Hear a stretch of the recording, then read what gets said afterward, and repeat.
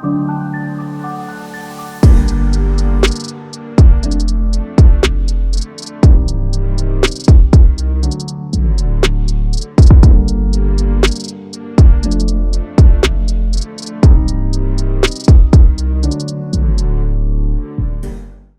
¿qué tal amigos de Mundo Sanoxi? Aquí estamos nuevamente, Carlos Ávila. Se preguntarán, ¿por qué este sujeto está solo? ¿Dónde está Eric? ¿Dónde está Mundus Nox? Bueno, este proyecto fue parte de nuestra calificación, que no es la parte importante, sino el contenido que tenga este proyecto. Pero bueno, fue para nuestra calificación de comunicación política. Todavía no sabemos qué va a pasar, si nos va a ir bien o mal. Pero Eric y yo, platicando justamente, dijimos, ¿y por qué no este proyecto lo llevamos a Mundus Anoxi?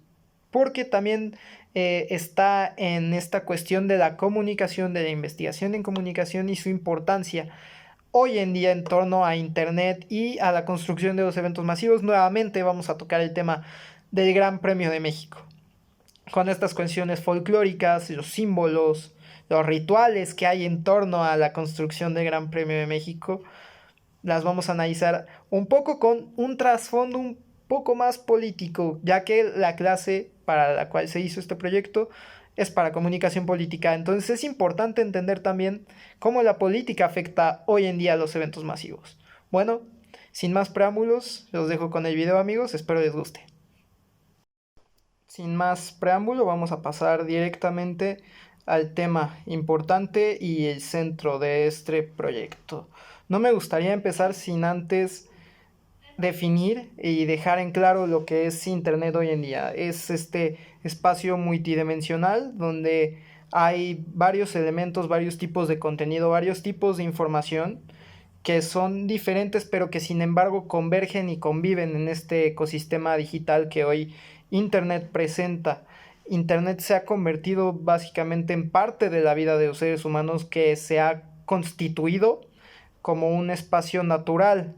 Solemos pensar que, o se suele pensar, que Internet es como ver a un pájaro afuera de tu casa, no es natural, lo cual no lo es. Es parte Internet de un avance tecnológico, es una herramienta, o al menos eso era en un principio, una herramienta que nos ayudaba a los seres humanos para diferentes tipos de cosas. No, hoy Internet se ha convertido en, de cierta manera, una necesidad, porque es impensable el vivir hoy en día en un mundo sin Internet, una sociedad sin Internet, política sin Internet también es otro ámbito importante, y la parte de lo que hoy constituye a Internet como este nuevo medio, como algunos autores lo han manejado, es que las redes sociales digitales, o mejor dicho, los medios sociales, como es en inglés social media, son parte fundamental de esto. ¿Por qué se dice esto?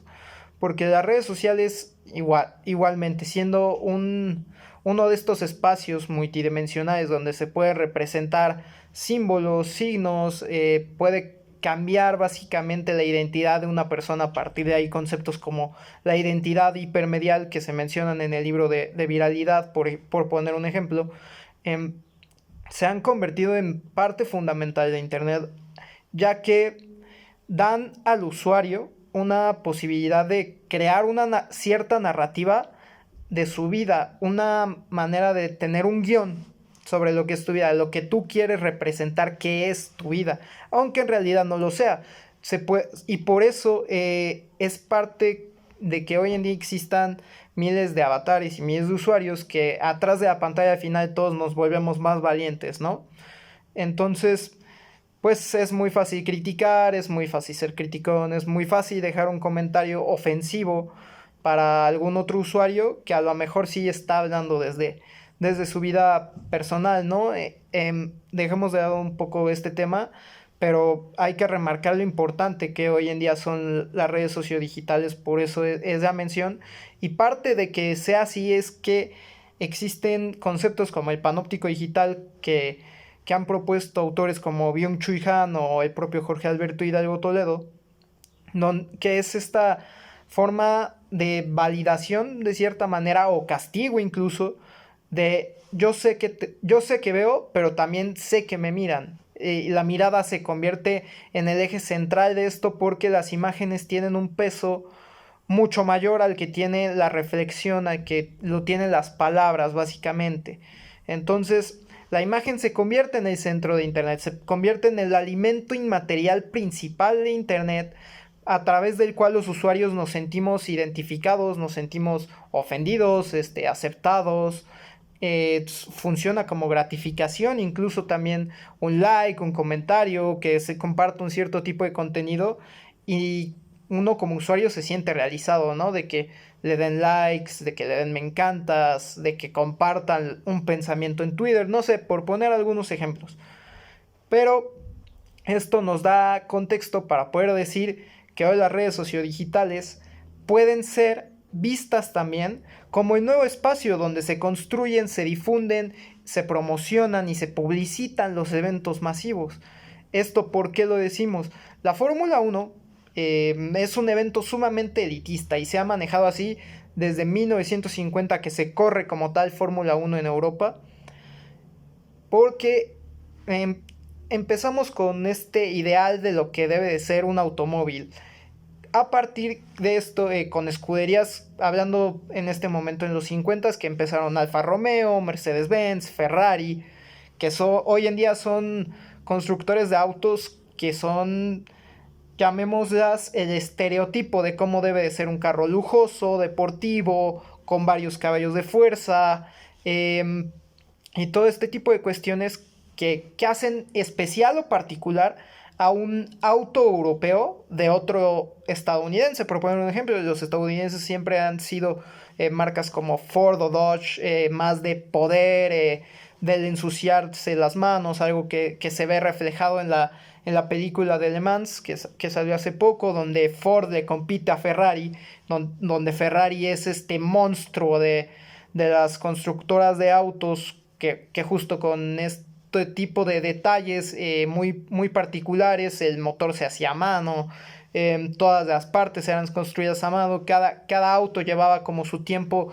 delimitado de construcción, no era impensable que algún auto de ese tipo como un Ferrari pudiera tener fallas y que pudiera ser más lento que otros. Sin embargo, Ford, a base de esto, de trabajo duro, de ensuciarse las manos, de correr diariamente y hacer pruebas con el auto que era un Ford GT, lograron vencer a Ferrari. Entonces también esta parte del auto europeo no se queda de lado, porque si no, no existirían hoy escuderías en la Fórmula 1 como la propia Ferrari, Lotus en su momento, Mercedes-Benz, que hasta hoy en día sigue siendo una de las más fuertes, también BMW que llegó a participar, en fin, el estereotipo de un auto deportivo europeo con clase, se podría decir, son esos carros europeos. La Fórmula 1 entonces, a partir de esto, se ha aprovechado muy bien y ha sabido cómo difundir este ideal de que algún país debe de sentir privilegiado en primera instancia y asombrado porque la Fórmula 1 llegue a su contexto. En este caso, el Gran Premio de México de Fórmula 1 se corre desde 1962 el Gran Premio de México, con sus pausas de 1962 a los 70, luego en los 80 regresa, se deja de correr en los 90 y regresa la Fórmula 1 a México en el 2015. Un factor muy importante y que cabe la pena resaltar para dar un poco más de contexto es que desde que se firmó este contrato con la difusión de los derechos de imagen de la Fórmula 1 con Bernie Ecclestone en su momento en los 70s, a principios, mediados de los 70s, modifica por completo lo que hace la Fórmula 1 regularmente para llegar a un país y para difundir en los medios también lo que era un gran premio, ¿no? De Nürburgring, de Silverstone en Inglaterra. Empezaron a aparecer también los grandes premios en Asia, en Japón, en China, en Australia, en Oceanía, incluso desde los 60, 50 también se corría en Sudáfrica, por poner un ejemplo, con este ideal y esta narrativa de que realmente se quería hacer un deporte mundial, la Fórmula 1. Veamos el trasfondo de esto. Cuando en los 70 se firma este contrato que estoy mencionando, la Fórmula 1 se dicta bajo un régimen sumamente capitalista. Aquí era básicamente quien ponga más dinero para su gran premio, a ese lugar se va a correr. Y empiezan a aparecer justo este tipo de países. Japón, que empezaba a surgir, Australia, que se ha convertido también en una de las grandes sedes de Fórmula 1, Brasil, Argentina, incluso también en los 50 con esta cuestión de Juan Manuel Fangio, y una manera de ver de que Europa, siendo agradecida con Argentina de cierta manera, va y le lleva a Argentina a su héroe, que es Juan Manuel Fangio, y pasa exactamente lo mismo en el 62, cuando traen a los hermanos Rodríguez a correr en el autódromo de la Magdalena Michuca. Independientemente de lo que pasó después con la muerte de Ricardo Rodríguez, queda de lado. Pero eso es lo que se hacía en esos años. Llegan los 70 y empiezan estas cuestiones más capitalistas de buscar sacar el mayor beneficio para la Fórmula 1, no tanto para su difusión, no tanto para que más gente conozca el deporte, simplemente para que la gente que controlaba la Fórmula 1 tuviera más dinero. Y se puede ver claramente con Bernie Ecclestone, ¿no? La Fórmula 1 regresa entonces en el 2015 a México. En ese momento todavía había apoyo del gobierno, y esta es una parte importante porque la mayoría, o hasta ese momento todos los grandes premios, eh, recibían liquidez de los gobiernos, llámese Alemania, llámese Francia, que tuvo su regreso también apenas hace algunos años, Brasil, Australia, Japón, etcétera. Póngale el nombre del país que quieran que haya recibido un gran premio. Todos recibían apoyo del gobierno para que se pudiera correr en cada sede. En México, a partir de 2019 y de que Andrés Manuel López Obrador llega al poder del país, esto se cambia. México se ve, o más bien la gente que le daba difusión y que construía de cierta manera el Gran Premio de México, tiene que buscar la manera de hacer un gran premio sin el apoyo del gobierno, porque si bien hubo casos como Claudia Sheinbaum, que llegó a decir que el Gran Premio de México era un evento para fifís, y este tipo de cuestiones, pues no se le dio finalmente ni un peso del gobierno, salió para que se hiciera el Gran Premio de México de 2019. Fue a partir de inversionistas, empresarios que decidieron poner de su dinero para que se hiciera el Gran Premio de México. Se hace, fue un éxito brutal. El Gran Premio de México tiene 5 años siendo el mejor evento deportivo mundial. ¿Y esto por qué? Porque México tiene y siempre ha tenido, y se puede ver desde los Juegos Olímpicos que hubo en el 68, el Mundial del 70, el Mundial del 86, estas cuestiones que lo hacen un país sumamente diferente a los otros. El folclore, los mariachis, el Día de Muertos, los colores, la gastronomía, y podríamos seguir y seguir y no acabaríamos de nombrar estas cuestiones que hacen diferente a México de otros países. La Fórmula 1 ve esto.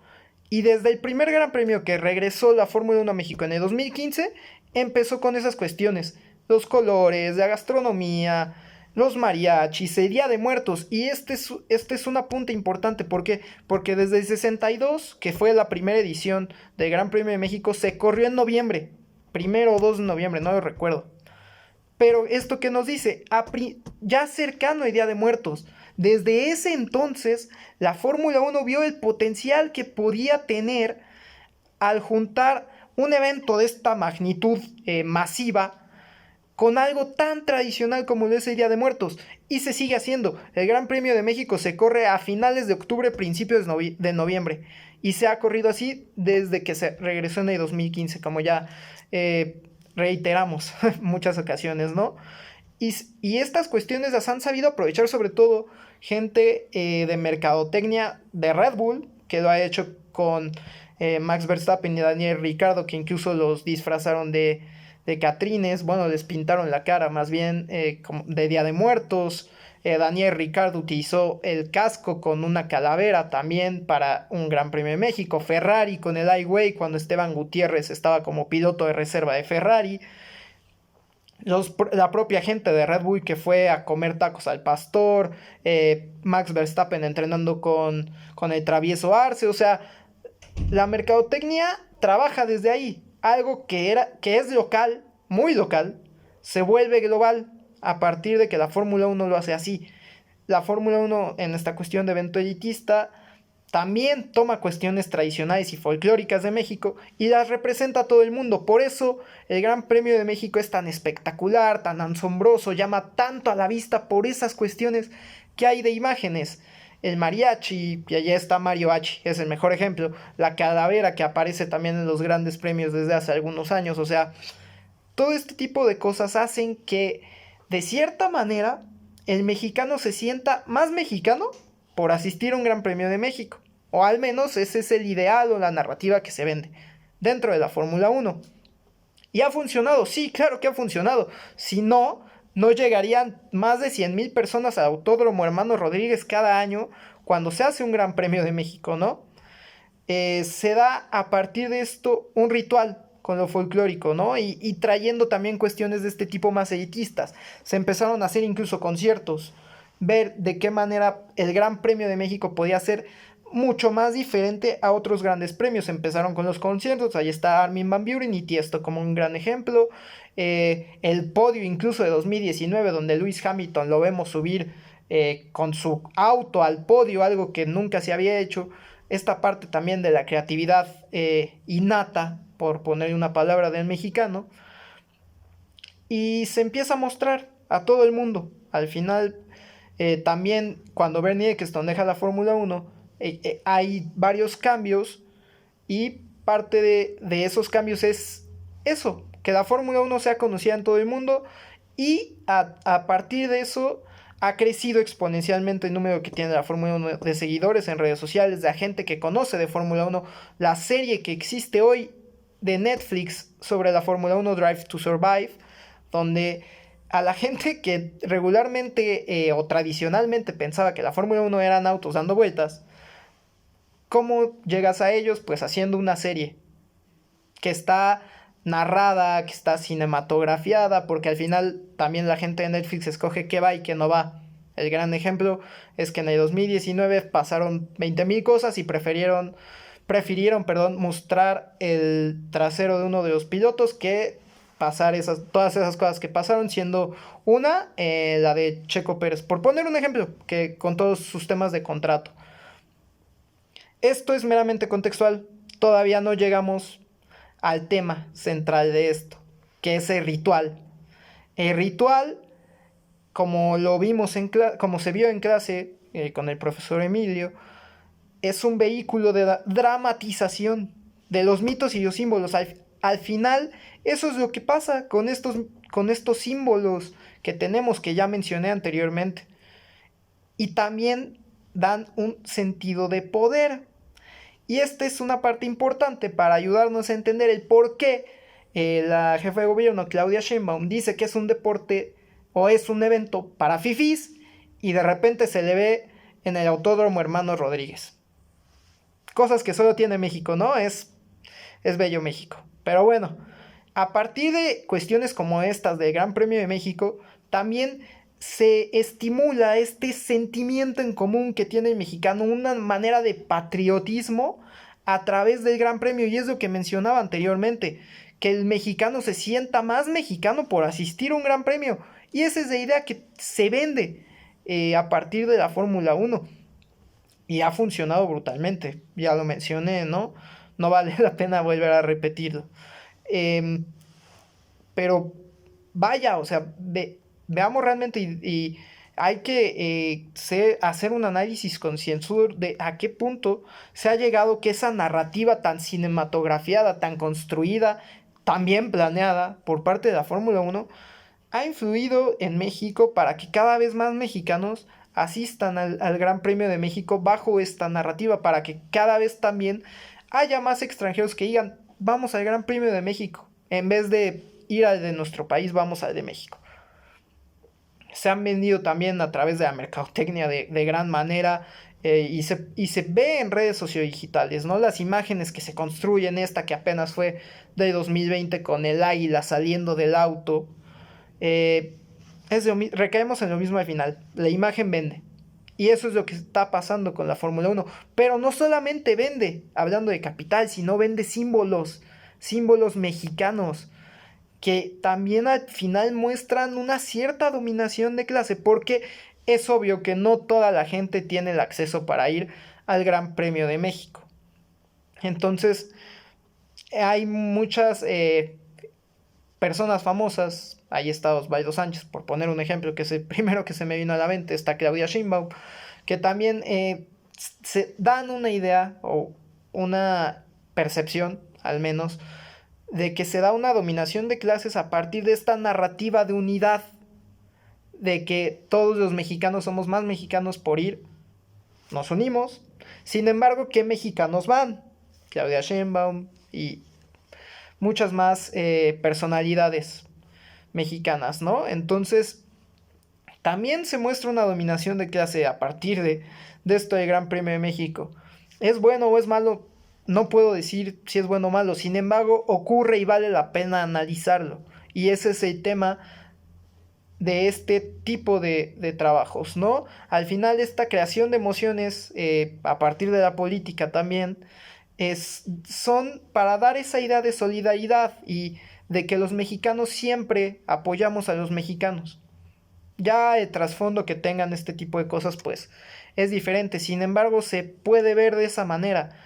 Y se ha vendido también desde la propia Fórmula 1 y desde el gobierno que la Fórmula 1 sigue siendo el mejor evento deportivo desde hace 5 años.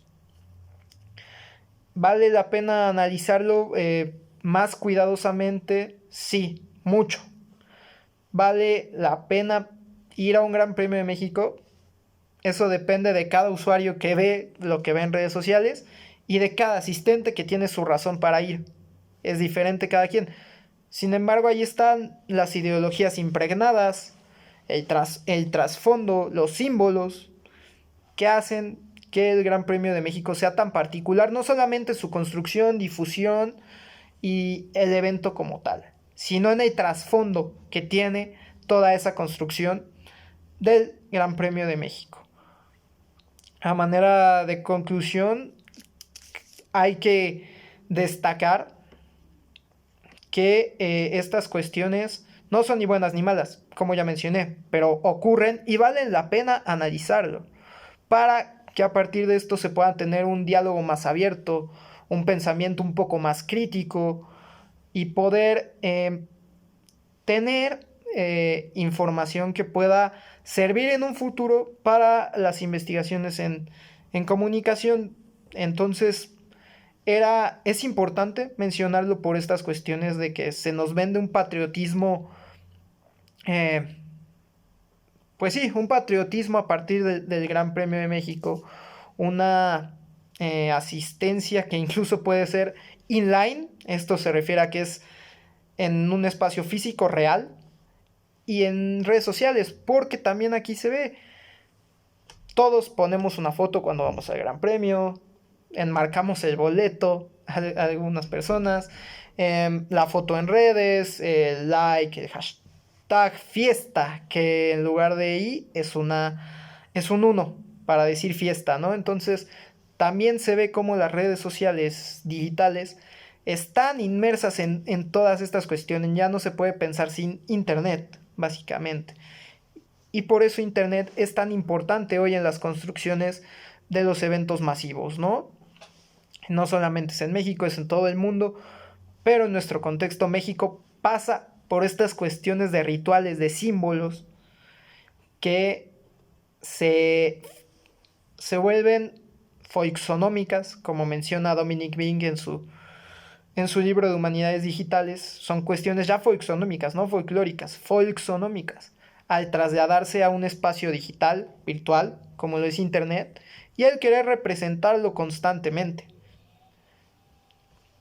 Habría que ver, realmente hacer un análisis un poco más profundo, pero bueno, básicamente eso es lo que ocurre con las narrativas y con la construcción del Gran Premio de México a partir de todas estas, de estos símbolos, de estos rituales que, como ya lo mencioné también, influyen en la política, sino porque fue Claudia Sheinbaum al Gran Premio de México si había dicho que era un evento para fifís. Bueno, esto ha sido todo. Espero que haya quedado claro el tema, que no me haya desviado mucho del tema central y también espero que les haya gustado, ¿no? Como mencionamos al principio, este fue un proyecto que tuvimos que hacer cada quien particular, por eso Eric tiene el suyo, yo tengo el mío. Para la clase de comunicación política, sobre todo buscando resaltar esta parte de los rituales, de los símbolos y estas cosas tan particulares que tiene México en su construcción como sociedad, que la hacen tan diferente a otros países, pero que también tienen un trasfondo político muy importante, como lo mencionamos en el video, ¿no? Espero que les haya gustado. Denle like, dislike, comenten, ya saben. Crítica, análisis, diálogo es importante. Saber qué opinan los usuarios también, ¿no? Entonces, suscríbanse al canal para más contenido de este tipo. Ya veremos qué es lo que sigue, ¿no? Tenemos por ahí muchos temas flotando. Necesitamos Eric y yo sentarnos a planear qué es lo que sigue realmente. Y bueno, ya veremos a dónde nos lleva este tipo de videos. Ha sido un placer, amigos de Mundus Anoxi. Carlos Ávila aquí, Kalel, como quieran. No hay ningún problema. Vamos a seguir tratando de ahondar más en temas de comunicación y veremos qué tenemos en el siguiente video. Un placer para mí estar aquí con ustedes. Nos vemos pronto.